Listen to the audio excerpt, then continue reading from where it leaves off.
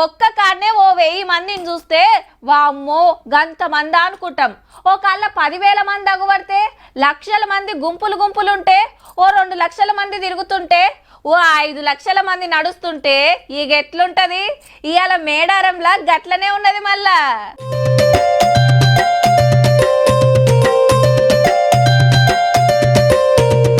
ఇయాల మేడారం వనమంతా జనమే. 4 దేవుళ్ళు గద్దెల మీద ఉన్నారు. మరి రాత్రి చిలకల గుట్టకెళ్లి సమ్మక్కని తీసుకొస్తే, మొన్ననే కన్నెపల్లికెళ్లి సారలమ్మ, పూనుగొండ్ల నుంచి పగిడిద్దరాజు, కొండాయి కాంచి గోవిందరాజు వచ్చిండ్రు.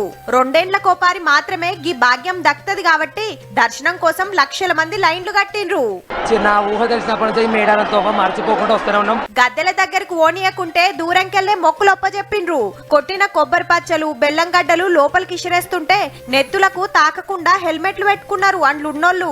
ఆడెక్కువ జామ్ కాకుండా ఎప్పటి అప్పుడు తీసి బయటికి పంపుతూనే ఉన్నారు.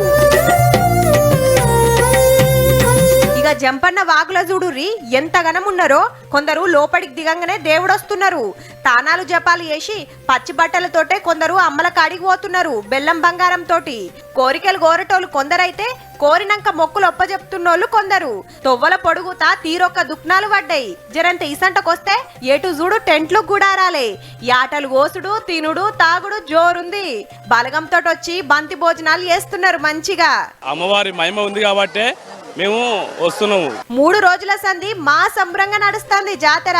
రేపే ఆఖరు. సమ్మక్క సారలమ్మలు పెద్ద పూజలు అందుకొని జనంలకెళ్లి మళ్ళా వనంలకు ఓవుడుతోటి ఓడుస్తది. అయితే పోయినోళ్ళంతా వెనకకు మర్రే వరకు ఎటు చూడు కిలోమీటర్ల కమానం ట్రాఫిక్ జామ్లు. అండ్లకెళ్లి బయటకొచ్చుడు మస్తు తిప్పలైతుంది.